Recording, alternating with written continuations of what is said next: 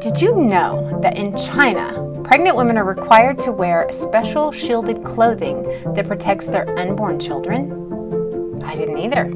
Protect them from what? This apron, commonly used by pregnant Chinese women, uses special fabric that shields the embryo from RF or microwave radiation, like the kind that comes out of your cell phone and Wi-Fi routers. Did you know that in Israel, the parliament approved a bill requiring all cell phones for sale have this label? Warning. The health ministry cautions that heavy use and carrying this device next to the body may increase the risk of cancer, especially among children. I didn't know that, nor did I know that in 2011, the World Health Organization reclassified RF radiation, or microwave radiation, as a Class 2B carcinogen. That's the same category as lead. This video is probably one of the most important exposés that I've done so far because the subject matter deeply impacts every single one of us. It impacts our families, our friends, our children, and our unborn grandchildren. It's why scientists with the most experience with these microwave frequencies are saying things like this. I think anyone who puts Wi-Fi into a school should be locked up for the rest of their life. I really do. I think they're not fit to walk on the surface of this planet because they haven't looked at the research, they don't read all of the papers as I do. And by the end of this video, you're going to know why he said that. There was a line from the George Orwell book 1984 that said, "The people will not revolt. They will not look up from their screens long enough to notice what is happening." Are we there yet? Today, the most profound revolutionary act that you can do is to become educated on nothing less than the whole truth. You have found a video that will bring you in the know of a very deep and pervasive danger that few realize exists. And unlike fear porn, also way too pervasive today, this video will arm you with the knowledge and understanding of this technology, as well as show you the tools that you can use to shield you and your families against it.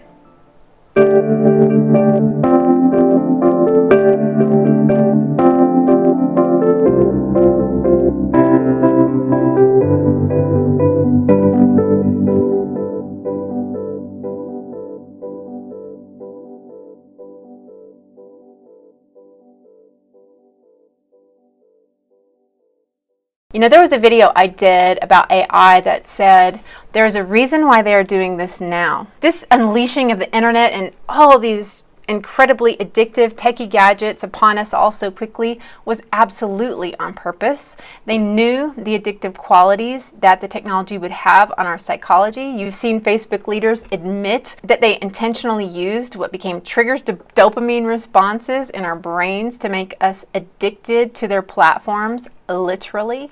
The thought process that went into building these applications, that thought process was all about how do we consume as much of your time and conscious attention as possible. And that means that we need to sort of give you a little dopamine hit every once in a while. I mean, it's exactly the kind of thing that a hacker like myself would come up with because you're exploiting a vulnerability in human psychology. The inventors understood this consciously, and we did it anyway. It almost seems strange to watch Facebook admit to exploiting human psychology. I mean, pleading guilt to intentionally getting you addicted to their media until you realize what we're actually getting dosed with while we're getting our dopamine fixes from their technology. That is something they'll never tell you, and that is exactly what we're going to be talking about today. So to give a little background on my perspective coming into this, I, like probably most of you, I had some doubts about the complete safety of cell phones and the microwave radiation that comes through it. So although I have used cell phones quite a while, I never really trusted them fully enough to like put them against my head, for example, for too long. I usually use speakerphone, and I've always paid extra to have like a landline put in my house as well for longer calls. But all that said, I did put some faith into what studies I assumed must have been done on RF to ensure that these devices aren't too harmful. Most of the news stories you hear about safety are always ending the same way. It's like, it could be bad, it's probably okay, the results are inconclusive. I'm probably like most of you, because I love my technology, I left it at that. So what's happened? This venture into YouTube has definitely had me researching and editing videos with my laptop on my lap many more hours a day than I was used to. And so what happened was, a couple months ago, after a year of this, I noticed that when I would sit down to work, my mind would sort of, well, first of all, I would feel fatigue, just like I wanted to go to sleep, and that's not like me. Then I felt like not just brain fog, but a complete brain wipe. I could not get my thoughts together, and that is terrifying for someone like me whose mind is always organizing my presentation. I'm always thinking of new things and making notes and adding it in. Guys, that was gone, completely gone. So during the summer, my daughter and I actually got to go to where I grew up, first time in many years, to see my sisters and mom and dad, and there was a lot less cell phone reception there and Wi-Fi. And so the contrast of going into that environment and then coming back here showed me sort of a difference, and it let me know, wow, you're really not doing so well in this. So I began thinking deeper about the whole thing, and I realized that I've had Wi-Fi in my house about as many years as I have been getting migraine headaches. Migraine headaches are terrible, and I would get them every 2 or 3 months, and it's literally been going on for a long time, the same number of years as I've had Wi-Fi. So that made me dig some more. Super quickly, get through this little science lesson with me, guys, because it's going to get fun after that, but you need to know this. So for those who don't already know, RF stands for radio frequencies, or specifically microwave frequencies within the radio spectrum that make up the lower part of the EMF spectrum. Now, the EMF spectrum is a continuum of all the different electromagnetic waves arranged by frequency and length. So the sun, the earth, and even you and I radiate a particular magnetic field. And don't forget, your brain works by using electrical signals to send messages. Your muscles contract because of electricity sent. And so that's why when somebody's heart stops, they get the electrical paddles. The EMTs use the electrical paddles with shock to get it working again. So it's just important to kind of keep that component in mind when you're thinking about all this. While natural light is also a part of this EMF spectrum, it's in the middle of the spectrum. The upper scale, or the ionizing EMFs, are where you're going to find the kind of radiation that most of us are familiar with being called radiation, like X-rays, gamma rays, things like that. But the lower fields, the radio fields, and specifically the microwave wavelengths, are what we're going to be discussing today. So your phone is a two-way communication device that uses non-ionizing microwave radiation to move the data. So just as do iPads, cell phones, Wi-Fi, anything smart, which really only means wireless. So these microwaves, or non-ionizing, are, especially in America, generally thought to be safe, in contrast to the ionizing radiation, which is pretty well known by now to be capable of causing cancer and damage. Which is why your dentist put that really heavy lead vest over you whenever he is x-raying your teeth. It's to protect your body from needless exposure to the x-rays, which they know can break your DNA. What your grandparents or parents may remember is that these x-rays were not always known to be harmful. They may remember, like my parents do, when shoe stores had x-ray machines in them called fluoroscopes. They would be sitting out in the lobby for the public to use freely. Apparently kids love them. My mom said that they would run to the shoe store just to stick their feet in this machine and watch their bones wiggle inside these shoes. Wow, creepy. But most doctors in the 50s said that the recreational use of these fluoroscopes was being brushed off as just fine. It was not harmful. The shoe-fitting fluoroscope is not an instrument with obviously hazardous potentialities. It has long been used, and no direct clinical evidence of harm has yet been established. So said Dr. Leon Lewis in 1950. Given that, let's keep in mind that our government-backed scientists and agencies have had a tendency to assure the public that many things were safe, only to find out quite the opposite. Think cigarettes.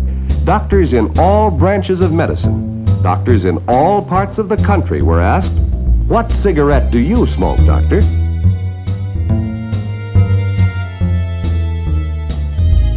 Think DDT.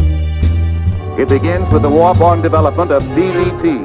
This diabolical weapon of modern science saved millions of humans, but killed billions of insects. Man, with this newly discovered force, has at long last gained the upper hand in our age-old struggle.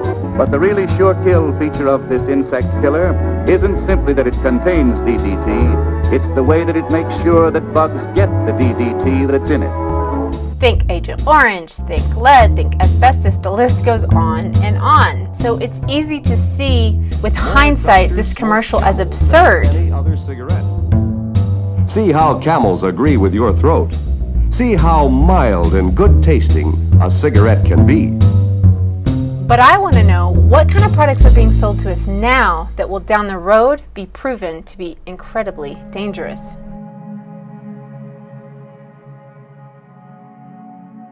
I don't have to tell you guys the obvious.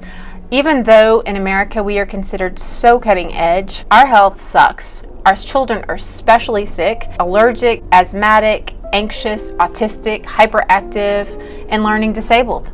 I mean, American children, 43% of them at least, probably more, suffer from at least one of 20 chronic illnesses. When I was little, people didn't carry EpiPens to school. Nobody had ADD, and autism was not even a thing. Yet today, it is everywhere, and doctors can't explain it. So why this new normal of sick kids? An unexplainable chronic illness in our people everywhere. I will show you with evidence how these issues can be simply explained with exposure to EMF fields. And for those of you right now who may be dealing with insomnia, fatigue, ringing in the ears, dizziness, headaches, nausea, heart palpitations, even nosebleeds, an inability to conceive, all these things are already directly attributable to short-term doses of RF.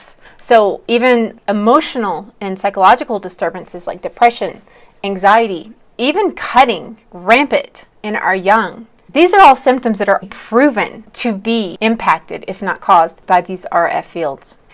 This is huge. It's not my opinion. It's not even hidden, but you do have to dig through a lot of sponsored science, and that is exactly what we will be doing today. On that point, why is the media and their slated scientists, talking heads, always giving us conflicting information on this topic?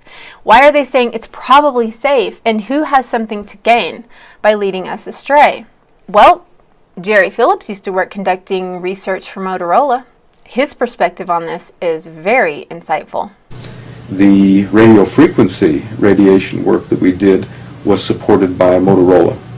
The relationship was really very cordial and very stress-free, but only up until we started generating data.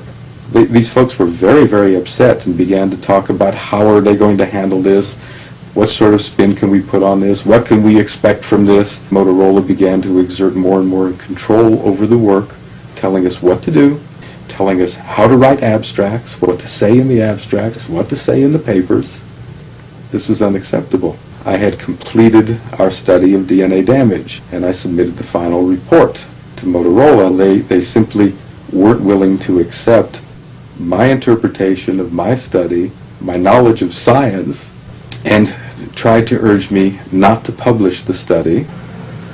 I stopped taking calls from them. This is Dr. George Carlo. He was the chief scientist hired to oversee studies investigating the safety of cell phones and their possible relationship to creating brain tumors. There are no studies that have been done on people who use mobile phones that provide conclusive evidence of safety. His previous work as an epidemiologist could be considered shady when you consider that he worked for companies like Dow Chemical in their days of the Agent Orange debacle. Perhaps that past got him in the door with big telecom, but when he instead started revealing cancer risks, his funding was pulled and his house was apparently burned down. Surely a coincidence. You have studies that show problems or potential problems and studies that are inconclusive. Now, the industry spins the science as though these studies are evidence of safety. It is scientific fraud. Dr. Deborah Davis, president of the Environmental Health Trust, Nobel Prize-winning oncologist with 40 years experience, she helped get smoking banned from airplanes and more recently has turned her studies to RF. There's a tremendous amount of sponsored research by people who are hired to do studies to find no effect.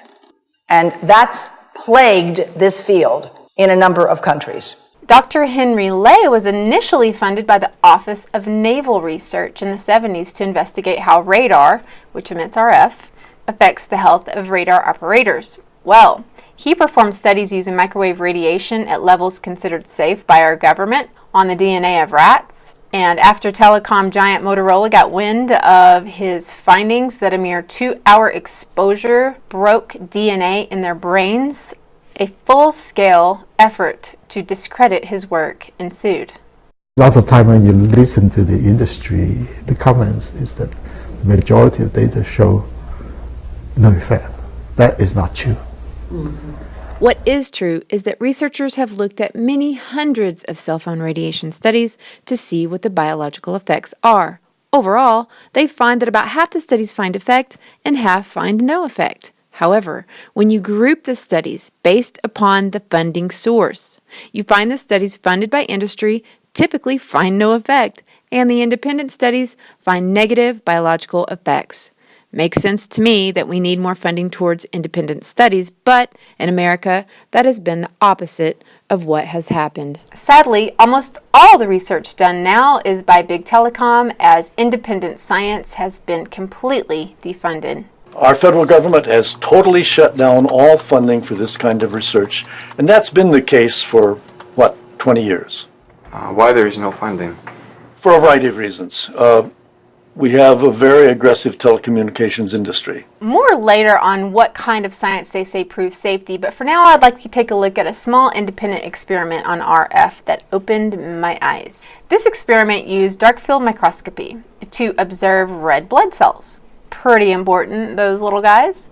In this experiment, we can see how red blood cells look and act before and after being exposed to microwave frequency from smart meters. Now, for those who don't know, a smart meter is a digital version of the old analog meter that goes right on your home. Now, they've started installing these smart meters all over the country without the permission of the homeowners within them. They pulse RF frequencies spikes several times every minute. Here you see how the red blood cells behave before the exposure to a smart meter. Normal cell walls, fairly separated and looking healthy. So after 2 minutes of exposure in front of the smart meter, He said 2 minutes. at about 1 foot away, we see a totally different story. Sample 1, you can see a lot of degradation in the cells. The cell walls have been broken, and you see changes in the cells which are called mycoplasma. It shows a mutation to the cell. In the second sample, we see a different type of degradation to the cell membranes. You can see a corrugation here. This is called bottle cap formation. So this third subject, when we did her sample, she had to be pulled away from the meter after 45 seconds because she complained about a increasingly severe headache.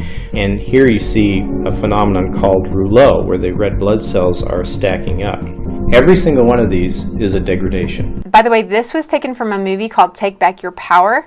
Please check it out on YouTube if you want to learn how smart meters are capable of surveillance on your home, how they have been responsible for hundreds of house fires. Saw the meters fully engulfed in flames when I came in. How they make our electrical power grid hackable by outside forces, and yeah, the health thing.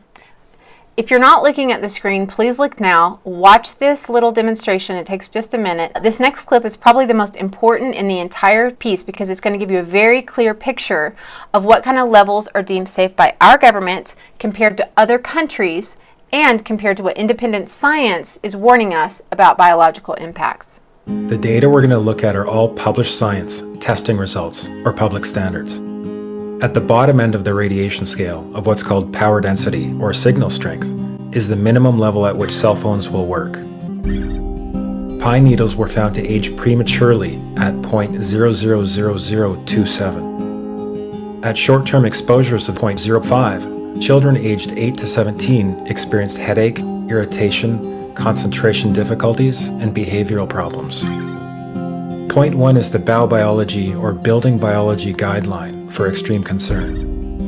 1.0 produced sperm DNA fragmentation and a decrease in sperm viability in vitro. Also at 1.0, the science shows the following bodily effects can occur: headaches, dizziness, fatigue, insomnia, chest pain, difficulty breathing, and indigestion. 2.5 saw altered calcium metabolism in heart muscle cells. 4.0, changes in the hippocampus affecting brain memory and learning. And at 6.0, DNA damage in cells. So, where are smart meters on this list? Electrical Power Institute in December 2010 measured a single Itron smart meter with pulses up to 7.93 microwatts per centimeter squared. These tests are at a close distance, approximately 1 foot away from the meter, but an infant's crib could be just as close on the other side of the wall where the meter or bank of meters are installed. Even though there are all these known health effects at levels far lower, Switzerland, Liechtenstein, and Luxembourg see fit to set the standard at 9.5. And China, Poland, and Russia, 10.0. This is the same level at which behavior has been altered, producing reflexes of avoidance following 30-minute exposures. A room of 12 smart meters, very common and even a conservative number in an apartment building, tested at 19.8 microwatts per centimeter squared.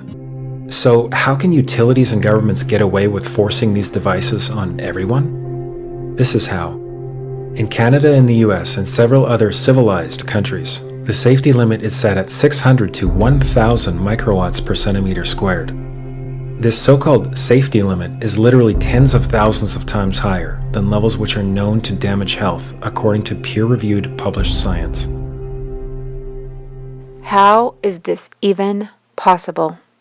When you see this comparison of America's approved radiation levels next to some northern European countries, it makes news like this make more sense. France has banned the use of smart devices in schools. Children between the ages of 3 and 15 will have to leave their smartphones and tablets home. France's education minister says the law protects students. So this is a picture of St. Augustine School, I believe in 2015, when they ceremoniously removed the Wi-Fi router. Even a few small private schools in America have erred on the side of caution. So Roots and Wings Montessori is a Wi-Fi free zone, and any technology at the school is hardwired. The use of wireless internet and even cell phones has been banned due to health concerns surrounding that technology. And given the risks involving children, the principal just doesn't want to take that risk. Whether this is true or not, the default, I think, needs to be on the side of safety. We can still provide the children with technology using wires. Why not? Why take the risk? You may have noticed that China and Russia, among others, have set their maximum RF limits 100 to 1,000 times lower than what our FCC deemed safe for us, which, by the way, in 2018 was one of the highest in the world. So what's up with the FCC? In the United States today, the gentleman who is directing the Federal Communications Commission, Tom Wheeler, was for 10 years the executive director of the Cell Phone Telecommunications Industry Association. And now he's in charge of regulating those devices. Tom Wheeler has been hell-bent on getting pesky red tape out of the way of companies he spent many years lobbying for. Getting the RF nightmare known as 5G installed within a light post of you has been his biggest priority. For what it's worth, here's what a telecom fox and an FCC henhouse sounds like. Now, to make this work, the 5G build-out is going to be very infrastructure intensive and will generate tens of billions of dollars in economic activity. And that's damn important, because it means that U.S. companies will be the first out of the gate. And that is why 5G is a national priority. And stay out of the way of technological development. We won't wait for the standards. If anyone tells you that they know the details of what 5G is going to become, run the other way. Wow, I just had the strangest deja vu. Let us never tolerate outrageous conspiracy theories concerning the attacks of September the 11th. Yeah, Tom, we know you don't want anyone questioning the authority you were given to ensure that Verizon and AT&T make as much money as possible, even if Americans' health is the price to pay for it. See, Tom was in charge of the agency that determines the general radiation levels that are deemed safe for you and me. The ones we learned were among the highest in the planet. Most people use their cell phones freely because they assume, like I did, that studies have been done to make sure that they're safe. The guidelines from RF coming from cell phones is called the SAR, or the specific absorption rate. Since the FCC is supposed to protect people, not industries, let's take a look at how they're doing. I mean, what do I know? I'm not a scientist, but I thought surely the FCC would be testing the impact of RF radiation from these cell phones on our brains. I don't know, like do an MRI scan of a brain before and after a phone call. No, they're not doing that. Well, then they must be testing RF on animals to see what kind of exposure fields have on their biology. No.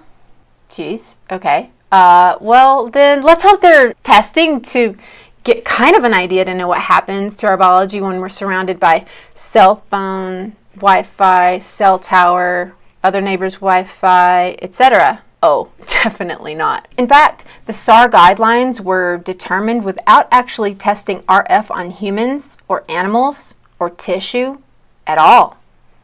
Well, how'd they test it? I'm so glad you asked. Meet Sam. Sam, or specific anthropomorphic mannequin, has no eyes, no brain, or nervous system. But instead, he has a plastic head full of salt and sugar water, which was thoughtfully determined to emulate the average conductivity of human tissue. Yeah. The reason why Sam is considered good enough for government guidelines is because the FCC's entire system of RF testing is based on one hugely erroneous assumption. And that is, they assumed that RF can only cause harm if it's heating human tissue. So Mr. Saltwater Sam is measured for heat increase in his head and nothing more, which is convenient, considering there's nothing more he could do. In '96, thanks Bill Clinton, the FCC approves this thermal-only guidelines test, believing, hey, it's great because microwaves can't cause harm without heat, right? Even though in the 60s, Alan Fry, funded by the Navy at the time, proved that the blood-brain barrier leaked in rats when they were exposed to non-thermal levels of RF. Blood-brain barrier? Pretty important, no? It only means substances like heavy metals, bacteria, viruses, etc. can enter your brain. Our guidelines forge ahead, insisting non-thermal radiation is safe, even though it is widely accepted that from 53 to 79, Russia was zapping our U.S. Embassy in Moscow with non-thermal microwaves. They called it the Moscow signal. In 1953, the Russians began to bombard the U.S. Embassy in Moscow with electromagnetic radiation in the microwave spectrum. Before the attacks, the USSR had met with the U.S. to try to head off an arms race in electromagnetic weapons, but were refused. In retaliation, they began microwaving the U.S. Embassy. And a huge amount of those people came down with symptoms including Ambassador Walter Stossel developed a rare blood cancer, lymphoma. Several other employees experienced headaches, depression, confusion, even death. U.S. Ambassador Stossel contracted a blood disease, bleeding eyes, nausea, and eventually lymphoma. He and other employees eventually died as a result of the microwave attacks, but the fact was kept secret from the embassy employees. What's worse? High-ups in the military knew they were being zapped by Russia. Starting in about '63, from a random bug check, they found the frequencies. So instead of telling these employees that they were being zapped by microwaves 9 hours a day, they just started drawing their blood and studying them. Yeah. These diplomats were apparently lied to and told that their doctors were looking for exposure to a new type of virus and kept them in the dark of what was really happening while studying their demise. Dr. Henry Kissinger sent a secret memo giving hazard pay to embassy personnel in the 1970s. After the story leaked in the 70s, the government put up copper shielding, and Samaritan Henry Kissinger arranged some hazard pay for those guys for their subjectation to an experiment that they didn't sign up for. I bring this up because, one, this is proof positive that our government knows that low-level microwaves over time caused major biological problems. 2, Russia zapped these folks for over 20 years, And we know it took several years for issues like blood cancer to begin surfacing. How many years have we had Wi-Fi now? And finally, I have to ask, why would we think that the government could do that to our own American diplomats in 1960s and 70s and not us now? I will leave that up to you to decide. President Dwight Eisenhower was the first Supreme Allied Commander of NATO before he became the U.S. President. Listen to the warning he blazonly gave the American people in his farewell speech around the same time against the then emerging group that I believe are now ultimately behind the reckless radiating of our citizenry. Ladies and gentlemen, the President of the United States. Good evening, my fellow Americans.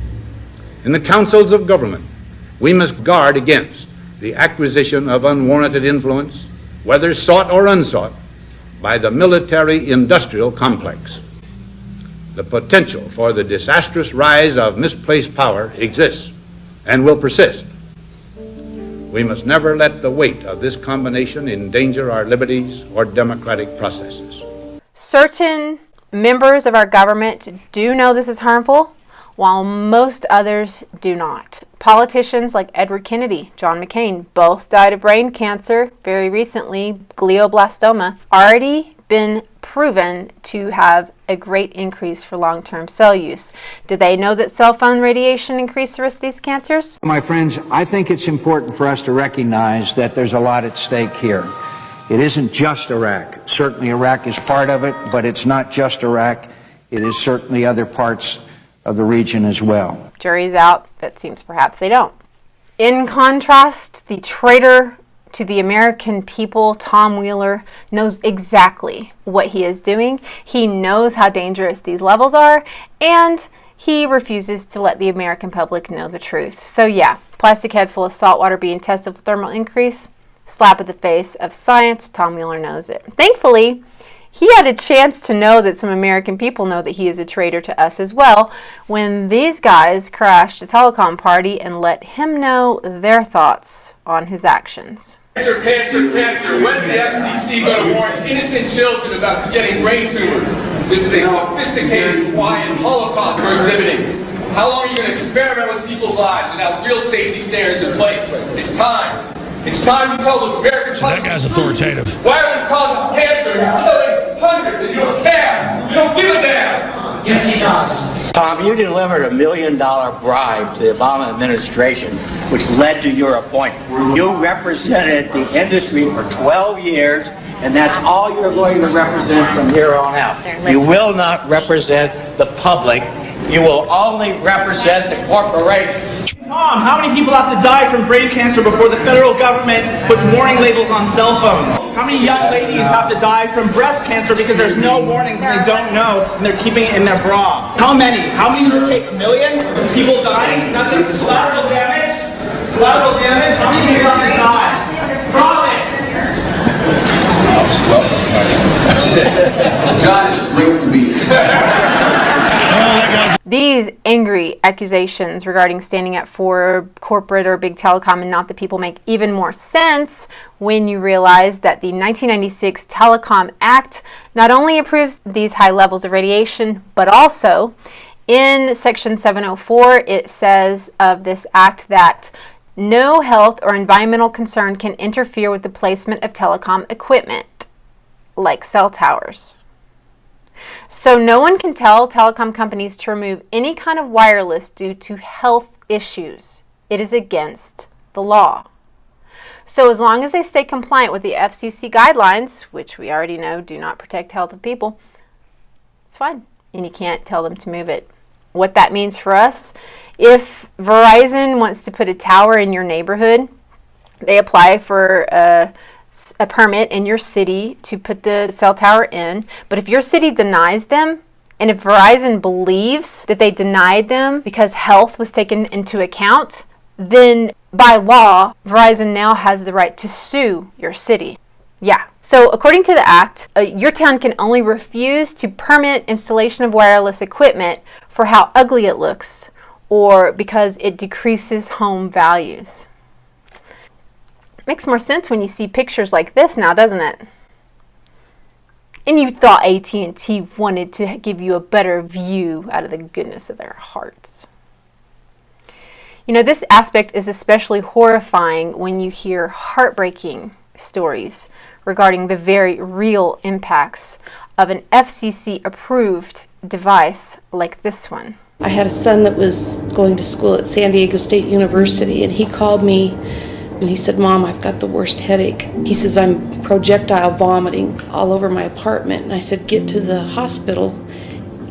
And the emergency room doctor called me, and he said, "Your son has bleeding in the brain." And I said, "We'll be there immediately." When he got out, Dr. Tanawai told us that my son had brain cancer, had to pack everything that he owned in California, and brought him home, and he only survived just shy of 7 months. August 7th of 2009, I typed in cancer clusters, and I saw San Diego State University brain cancer cluster. I think it put me in shock, and I ended up on the floor for the rest of the day. But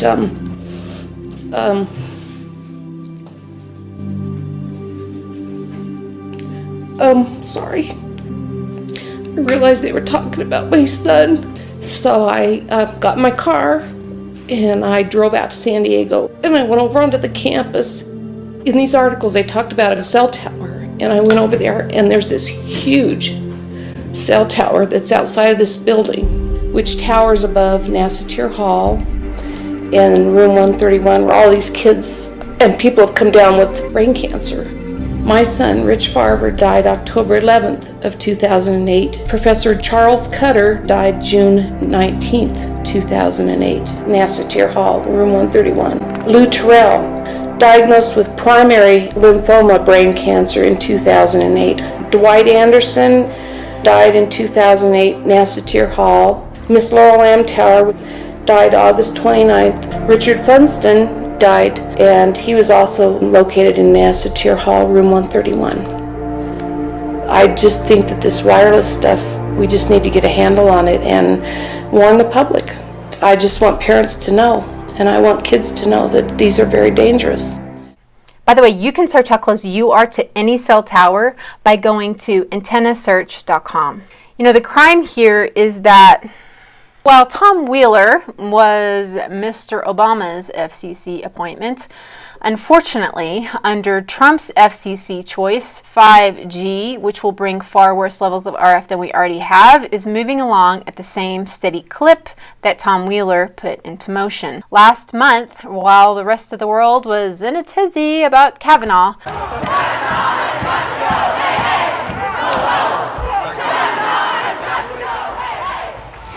These are live images, folks, at the doors of the Supreme Court, where protesters have gathered. The real agenda to be watching of 5G being deployed as quickly as possible gained even more momentum when Trump invited Big Telecom to Washington for a mostly hush-hush 5G summit. Trump's plan for 5G now is not only bring it on, but bring it on as quickly as possible, and he says he supports giving these careless companies tax cuts and deregulation to make it happen even faster. America, Big Telecom is the swampiest of swamp monsters, and it cares not if your president is on the right or the left. Most are unaware that telecom industry is perhaps more well-funded than the pharmaceutical industry, and just if not more powerful politically.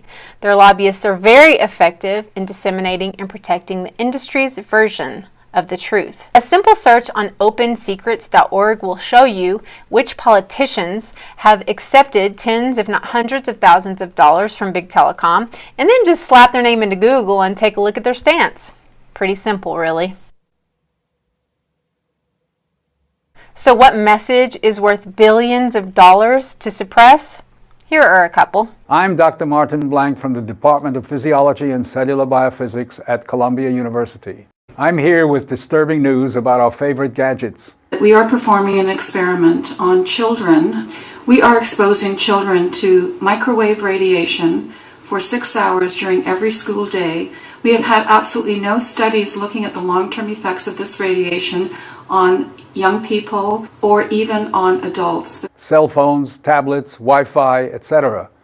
Putting it bluntly, they are damaging the living cells in our bodies and killing many of us prematurely. It may take a year or two, but you can cause neurological damage and cancers with low-level microwaves, and you can make all your opponents sick. It's a perfect weapon for a government.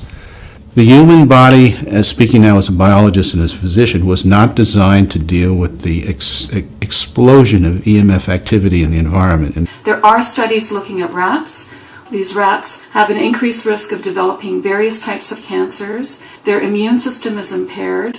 There's evidence of DNA breaks. We are seeing increases in brain tumors. We're seeing increases in Alzheimer's. We're seeing increases in all of the neurotransmitter diseases, ALS, Lou Gehrig's disease, Parkinson's. These are all disease systems that are known to be associated with low-level energy exposures. We talk about 24/7, around-the-clock exposure, wherever you are and your whole body. You never get away from it.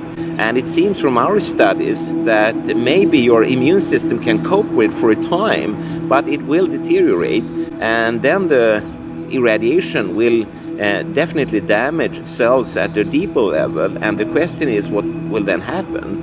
As you say, we don't see people falling dead on the street, but for instance here in Sweden, more than 1/3 of people report heavy problems with their nighttime sleep. And sleep is one of these areas which definitely various forms of electromagnetic fields will have an impact on. Cancer is not the main concern that I have. I'm really concerned about sperm count and about effects on pregnancy. I just got back from a conference in Turkey and Greece where we heard new studies showing that prenatal exposure to animals results in offspring that have smaller brains and more hyperactivity. I think this interferes not only with your health, but with your abilities to learn. So real quickly, back to my personal journey. 2 months ago, I'm feeling really crummy, closer to 3, completely unable to focus or think, not normal. It became very clear that putting my laptop in my lap was literally, it was like a brain drain. So I was sincerely considering getting off of YouTube because I couldn't do it. Something was wrong. And thankfully, I was led to find out what was going on, so I am now properly shielded and back to work. Anyway, I knew the laptop was affecting me badly, so I figured out that the Wi-Fi antenna on my laptop was putting out this massive dose that was worse than a cell phone. So in my little pea brain, I thought, oh, I'll just build a lap desk and I'll protect myself from it. So I did. I went to the trouble of buying shielded paint and material and silver in it to make this lap desk. But anyway, then I found images like this. Awesome. So that painted a very clear picture for me that I was not only getting, radiation from my laptop on my lap, but also 3-dimensionally, as well as from my cell phone, my neighbor's Wi-Fi, and so on and so on. And then I found out, because I looked in this old cool cabin that I'm renting, it has a newly installed RF emitting smart meter. Yay. So even though I'm here in this little mountain of a few thousand people, I'm like steeping in my mostly self-created RF soup. And yeah, it just made sense. And then I just started working on getting rid of it. See, the thing about RF that it helps to understand is that because it's invisible and tasteless, it doesn't smell, like cigarettes or DDT, those things you can see, but something about this like invisible nature of this, it really makes it easy to dismiss, okay?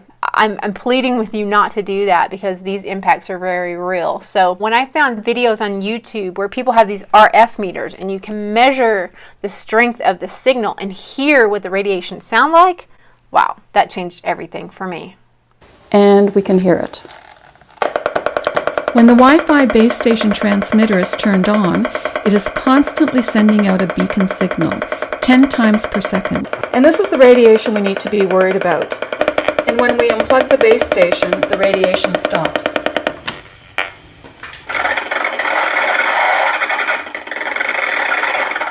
You're exposed to an even greater level of radiation generated by your Wi-Fi enabled device, such as an iPad, smartphone, or laptop computer when downloading and uploading information. The closer you are to these devices, the higher your exposure. Here, I am measuring the constant radiation emitted by the cell phone antennas on top of this apartment building. And as you can see and hear from our microwave meter, the intensity is quite high. These high levels of microwave radiation that are used to connect our cell phones can also be found in our homes. The one that really made me mad, okay? Because I expected my cell phone, but this one I did not. The one that really made me mad was when I learned that my hands-free phone, my cordless phone, yeah, the one I paid extra for like 15 years, they're worse than a cell phone. And they've been compared by these independent scientists to be like having a cell tower in your house. Here we have the base stations for two cordless phones. This one is a 2.4 gigahertz digital phone, and this one is a newer model, a 6.0 DECT phone. Both of these phones emit microwave radiation as soon as you plug them into an electrical outlet. Let's hear what they sound like.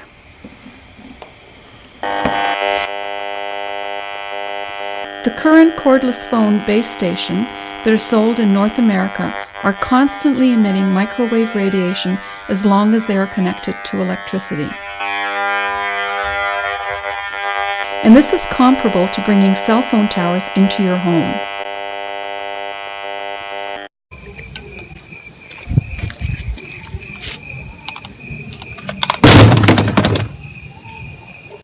At the very least, don't ever put them next to your bed. Put them across the house, or better yet, go old school, like the presidents do.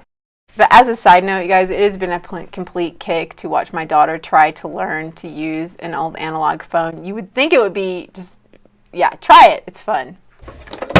Say what? Anywho, so yeah, on the topic of kids, you probably noticed in that montage of scientists the many warnings about children and these fields. Multiple studies do show, and it's easy to explain why, children absorb this type of radiation deeper into their brains than adults. Children's skulls are thinner and their brains contain more fluid. Dr. Om Gandhi was one of the scientists hired to create those SAR rates we were talking about earlier. He created this guideline that you see here to show the difference between how a cell phone impacts a children's brain compared to adults. So to date, the only published study of children's risk of brain cancer from cell phone use found that more than a twofold increase in only 2.8 years. And that is not very long. And regarding brain cancer, when one studies the norms of how long it takes for these brain cancers to develop, typically they take a long time. They don't usually show themselves until people are in their 40s, 50s, or 60s. Yet, in a very not scientific perusing through YouTube that I did, I'm seeing a staggering number of quite young YouTube vloggers sharing their brain cancer stories. I recently, about a month ago, found out I have a brain tumor. The type of brain cancer that I have is a very aggressive type of brain cancer. Last week I found out that I have a pretty substantial brain tumor. Plot twist. I got some news that is a little different from what I was told the first time. I found out I have brain cancer. Could this be related to the fact that teenagers are literally tethered to their cell phones 24/7? Speaking of tethered, do you know anyone who carries their cell phone in their bra? You may want to show them this.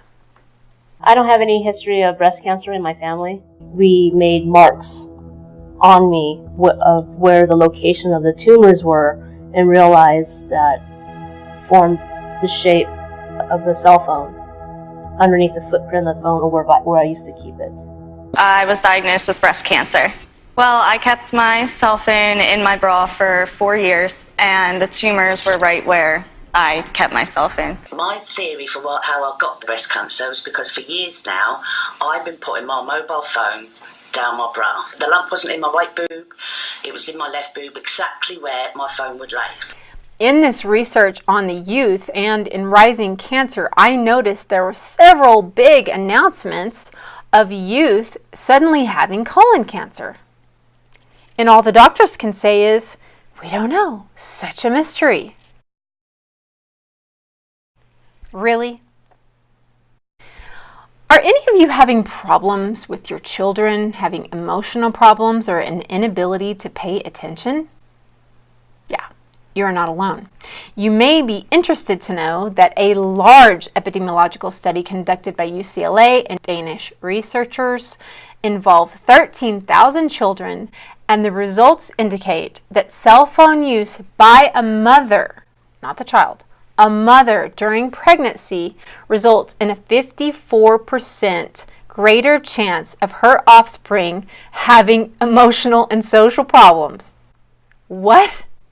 That one killed me. Wow. 54% increase of social or emotional problems when kids are in the belly of a woman who is using a cell phone. That is messed up. And if the child is by the age of 7 using a cell phone, him or herself, it increases to 80%. There's your excuse, parents. Do it. Given the results of this study, one way mothers can protect their future children from the higher risk of this is to wear that protective clothing like they're doing in China. So one thing I don't want is to overwhelm you, is to freak you out about all this, but I do want to raise the awareness of the truth of the issue so we can do something about it. And there are lots of things that we can do. This type of microwave radiation is only going to be increasing. So the more you comprehend about its impacts now, the better you're going to be able to actively protect you and your family down the road. Think 5G. One of the first bits of science you're going to come across in studying RF on health is its powerful effect on reproductive cells. That is sperm in men and ovum in women. Just to be clear. Another thing I think that came out over the last few years is that the people look at the sperm in people use cell phones, and the sperm, usually sperm swim and they swim straight. But if you expose them to radio frequency mobile phone waves, they swim in a circle.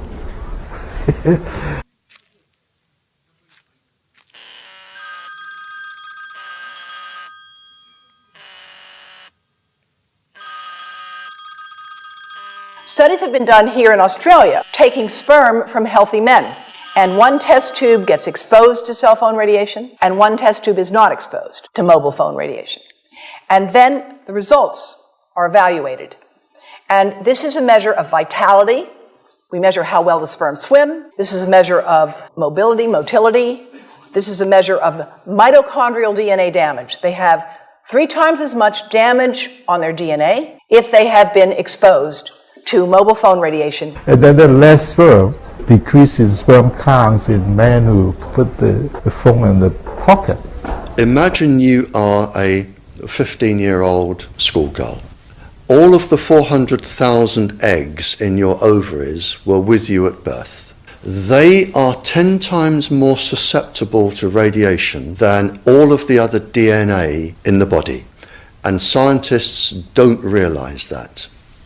They don't read all of the papers as I do. So you have this highly susceptible genetic material which is going to make your children. And you are irradiating it because Wi-Fi's, they are transmitters as well as the routers. They are all transmitting at this height through your ovaries. Her ovaries are now contaminated. She may be normal, she may be genetically damaged, but her ovaries are at the most risk. So when your daughter grows up and she becomes pregnant and has a baby, this is where one of these eggs will be fertilized and come out. So the real damage here is your grandchildren. So you are risking the damage, the DNA damage of your child every time you sit down and you use Wi-Fi. So if RF is having such an immediate impact on the viability of sperm in less than a few hours a day, you'd think that we'd definitely be seeing decreasing reproduction rates already. Well, let's do an informal study right here. Do any of you know someone with a cell phone and Wi-Fi that is having a hard time having a kid? Oh, me too. But let's look beyond that, shall we? A government report out Thursday shows America's birth rate is the lowest it's been in 30 years. Most of us have been hearing about overpopulation problems in the world. But the truth is, the CDC announced the numbers in America. Birth rates have fallen off a cliff. The numbers reveal that the birth rate across the board have declined as well, according to preliminary data from the U.S. Centers for Disease Control and Prevention. This is no joke. Last year they reported that U.S. reproduction was at a 30-year low. This year they're reporting a 40-year low, and what they won't tell you is why. Infertility certainly is increasing in the world population, and this is measured through births and deaths. And so we know definitely that the fertility rate of the human population is going down worldwide. Now, I have to admit, I immediately thought about the highly praised and very well funded Planned Parenthood, abortion centers, as being the cause. But no, shockingly, abortion rates are also down. They're now admitting that white Americans are dying faster than we are being born, and get this, the fertility rates among minorities are declining most of all. Teen births in the U.S. have hit an all-time low thanks in part to a drop in births among Black and Hispanic teens. The Centers for Disease Control and Prevention says births among Black teens dropped 44%, while births among Hispanic teens dropped 51% since 2006. Anyone else remember the Obama phone program that bought smartphones, therefore microwave radiation, to all the folks who couldn't otherwise afford it? Obama. You got Obama phone? Yes, everybody in Cleveland, low minority, got Obama phone. Keep Obama in president, He gave us a phone. Sorry. When I tell people this, they usually say, oh, it's because the millennials, they don't know how to interact with each other anymore. I'd acknowledge that sounds at first to be a slight factor. However, it makes no sense for that to be a factor if you consider that STD rates are skyrocketing. Call me crazy, but it seems to me millennials are getting along well enough to still get pregnant, and that RF is a much bigger factor that no one is talking about. So if you'd like to decrease your chances of having a miscarriage, if you think you might want children or grandchildren of your own, or if you'd like to ensure that they're not born with birth defects, emotional problems, and learning disabilities, I would advise that you take care to remove these excessive exposures to RF when possible, and even cover your own reproductive organs and those of your children as well. What seems really clear to me in this research that you must know is that this non-ionizing microwave radiation, like ionizing, is accumulative. They know because there were radar operators in the 60s who were exposed to a mass amount of this at once, and then they could not function around it anymore. During the Cold War days, when radar was just beginning to be used, there were a number of reports that have been published where military people involved in radar work got in the radar beam and got an excessive exposure. And there's some 10 or 12 reports of individuals perfectly healthy before that sudden exposure. After that exposure, suffered from constant headaches, photophobia, they couldn't stand to be in the presence of light. They felt their brain wasn't working right. It's classic electrohypersensitivity. They became sensitive to all things EMF. And so we must keep in mind that this can build up in us and take precautions to protect against it. In this classroom, even though we have the sign hanging in our walls, we have not turned off the wireless access points.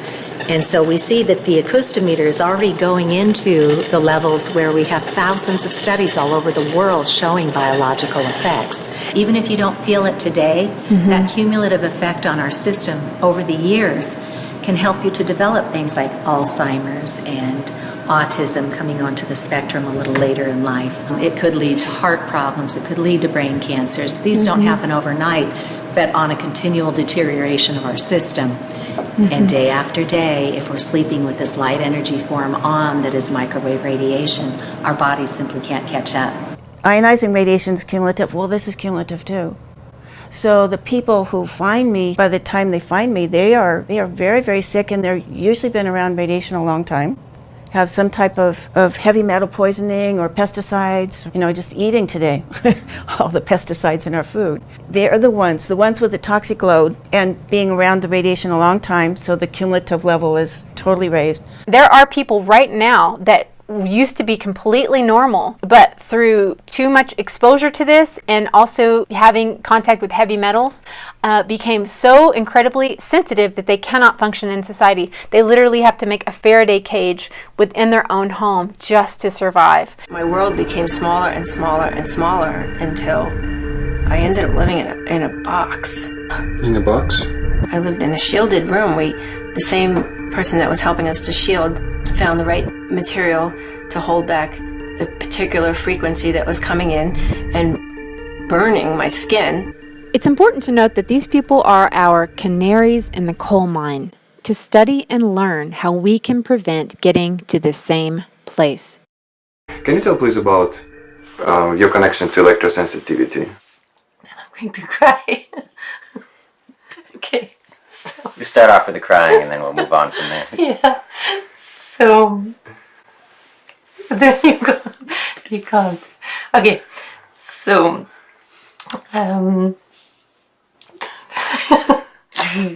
Gorliev became electrosensitive in I think it was 2010. We didn't figure that out until what was ailing her until 2012 or so. So there was 2 to 3 years of just really intense sort of a health crisis ongoing.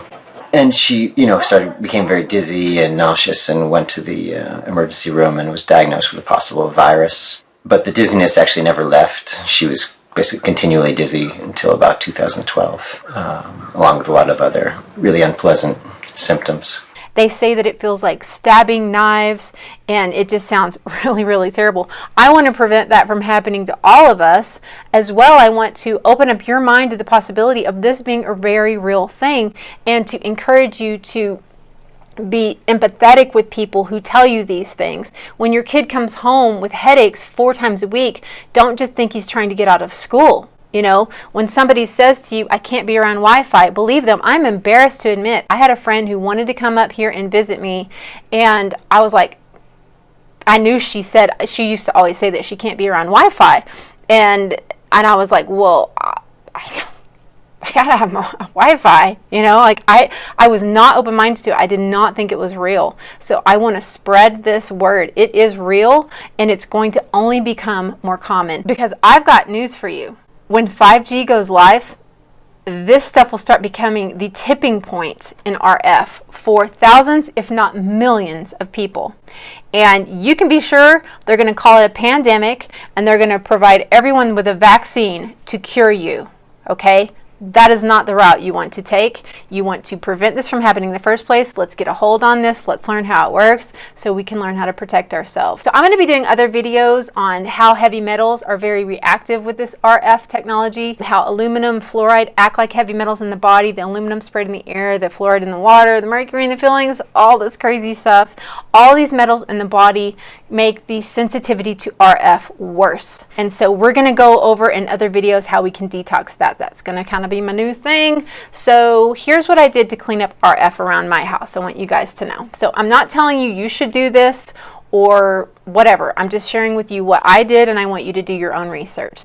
So immediately I started turning off Wi-Fi at night. This is because, as you've probably heard, RF greatly impacts sleep and melatonin production. Melatonin doesn't just help you sleep, okay? It actually repairs your DNA while you sleep, which in turn prevents cancer. Yeah, so then I began keeping even more distance from my cell phone. Now I only carry my cell phone, like when I'm moving and I'm carrying it, I only carry it in airplane mode. Airplane mode is your friend. If your phone is close to you, even if you're not using it for a cell phone call, it is intermittently sending out signals to the cell tower to connect to the one closest to you. If your cell phone reception is worse, the radiation is actually worse. So I would use it on airplane, carry it in airplane mode. I'd turn off airplane mode to let things upload and see whatever I need to look at, and then turn it back on airplane mode again. Also, of course, you should never put it against your ear. Instead, you should use a speakerphone away from your body, or use the headphones to do it that way. Next, I called the electric company and I asked to opt out of my dumb meter. I mean smart meter. Evil meter. Honestly, You know, guys, based on some of the YouTube videos I'd seen about this, I expected a war. I expected it to be very difficult. And I was shocked at how quickly and easily it happened. The guy was out the next day to remove it. He was such a pleasure to deal with. So anyway, it's worth a shot. You know, note that there are wall blockers in case you cannot get yours removed. There are wall blockers you can put inside your home to keep it from coming in. Then it began the bigger hassle of getting Ethernet cables ordered to get away from Wi-Fi. And note, get shielded cables. I did not know this at first. Shielded cables will keep even more EMFs from coming out of the cords. I began looking to get my old Wi-Fi router replaced with one that has an off button. I'm going to provide links to some of the companies that carry RF EMF solutions and products like the router that I got in the description box. Amazon didn't want me to be an affiliate, so thank you, but no thank you, Amazon. I'll go ahead and show you guys where I got it. But some of these other companies, they've been very nice to deal with. If you do get something from them, they'll probably, full disclosure, kick me back a couple %. But you know, I don't care where you get it. I just want you to get something to protect your family and go through these changes. But anyway, it is tricky to find a Wi-Fi router without Wi-Fi automatically on most of the time. You have one now that probably can be turned off from inside in the admin settings, but in terms of one that's for outside, which is what I wanted, and I finally found one. I'll put a link to that in there. What else? Oh, the more I learned about all this, the more I realized I don't want Wi-Fi on pretty much ever. So I now am dealing with blocking Wi-Fi from like my neighbors and a cell tower that we kind of pick up on here. So that can also be done, and we'll go into that in other videos. But you can block this stuff. One cheap 101 lesson on how this works is it basically is blocked with metal, like silver, copper, and steel are all really good blocks of this. Oh, screen, like screen for your windows actually blocks RF. So this big crazy RF signal I'm getting from this Wi-Fi over here, which when they moved in is when I started getting my symptoms. They had 4 signals. Anyway, screen from Windows blocks it. So I'm actually going to get a bunch of screen, like put it on my A-frame roof. So although I've removed all of the RF from within my house, self-emitting, I am going to be screening now against the neighbor's Wi-Fi. We're picking it up. And here's what putting screen in front of it does.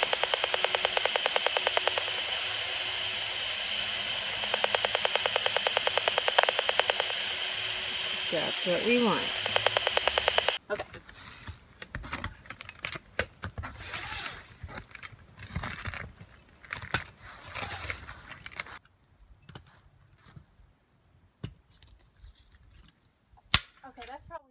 One thing to note, those little whatever jewels that you stick on the back of your phone or wear on your necklace or whatever, do not trust those. You are still getting radiation exposure to your body. If they create some kind of, you know, sugar pill, placebo, or if they actually act sort of like a mask to symptoms, that could be true. I can't say that I know for sure, but I would err on the side of caution and only work with the shielded solutions. Apple products, of which I have been a long time fan and user, have disappointed me most of all. This is a really important note for parents of children who are using iPads. Please, please do not let your child put that thing in their lap without some kind of shielding or without turning all of the Wi-Fi and everything off. You can like download the games away from them and then give it to them to play in airplane mode. But what I learned was if you hand your kid the iPad and then you go in the car, that thing is still irradiating down even when you're not on Wi-Fi. It kind of made even more sense whenever I remembered that about Steve Jobs not letting his kids have iPads. Anyway, one tool that I forgot to mention during my recording, I want to cut this back in there, is one of these. So one thing that you'll realize whenever you stop, using Wi-Fi is how much content you're looking at on your phone that is using the data for your Wi-Fi. So suddenly you're going to run out of data and be like, oh my gosh. So once you get your Ethernet cables, this thing is amazing because this can connect to your phone, to your Ethernet, and so you can run your phone on airplane mode perfectly safely and not use up your data. Yay! Should go without saying, you should be avoiding Bluetooth headsets, those serious radiation hazards due to the fact that they act like, you know, little wireless antennas blasting EMFs into your brain and ears. What else? Cordless phones. You saw me toss my phone. Although I'll admit that was for dramatic purposes. I actually, you know, recycling it at an electronics center. But I did call the phone company to have them turn back on all these phone jacks throughout my house so that I can have phones everywhere, which they do for free. And then I just went and bought, you know, old school phones. Hey, they're cheap, and you get to start dealing with curly cords like we did in the 80s. Yeah. For people who've made their entire houses smart, evil, not knowing, you know, what I would suggest to you is that you get a RF gauge to measure these fields so that you can figure out which ones impact you in the places where you are the most. I personally wouldn't have anything to do with it. I would go to old appliances all the way as long as we can. When you figure out the biological impacts that start happening to people, I think you'll soon discover that it's just not worth it. If all this seems too overwhelming and you have the financial means to pay someone to do this for you, another option is the International Institute for Building Biology. They can help you find a consultant that will do the EMF reduction. An electrician with the certification or knowledge of biology is your best bet. I have someone I can recommend for Southern California, but for the rest of the planet, I would start there. The few building biologists that I've already talked to shared many stories with me about how smart homes that they were called in to fix had resulted in huge health impacts for their clients, like Lou Gehrig's, MS, and all sorts of issues we want to avoid. Again, you can get one of those RF measuring fields. If the site I list in the description box has all kinds of products, RF blocking, paint, clothing, shields for your beds. If you want to, you know, like let's say you're in an apartment building, you're surrounded to have these things for sleep, which is really important for you to have no RF during your sleep. This stuff is not cheap, unfortunately. They use silver a lot of times in the thread, so obviously that's not cheap, but you know, I think getting rid of what's going on in your own house is most important. Because of all of this crazy stuff that I've learned, I'm now creating a website that's going to carry some products for kids to help protect them from Wi-Fi in school that don't exist yet. That site is going to be called defeatthebeast.com. Again, I'll put a link in the description box, so you just bookmark it now so you can check it out later. I have given you guys a lot to think about with regards to these microwave frequencies. I'm going to do more details and more videos how we can protect your families against this, but I just wanted to get you going here. Long story short, without your health, you have nothing. The more educated you get on RF now, the better, because it's going to be hugely impactful on our health, and we are going to have to take active precautions against it because this is coming. I'm afraid there's no stopping it. We cannot count on men, and by men I mean humankind, men or women, to protect us, to look out for us, especially not those that are in high levels of power. Remember Ephesians 12, we wrestle not against flesh and blood, but against principalities, against powers, against the rulers of the darkness of this world, against spiritual wickedness, where? In high places. If you are putting your faith in a man who has power in one of the highest places of all, rather than God himself, you are not doing yourself any favors. I'm all for praying for everyone, including our enemies, but we have to look out for each other to help us through this. We have to help educate each other on this. I make these videos so you can pass them on and help in that way. I hope this opened your eyes and inspired you to act, to make some changes in your life so that all your family can be better protected in the times ahead. May God bless you. And on that note, I will end and I will say I love you, and I will see you next time. Bye-bye.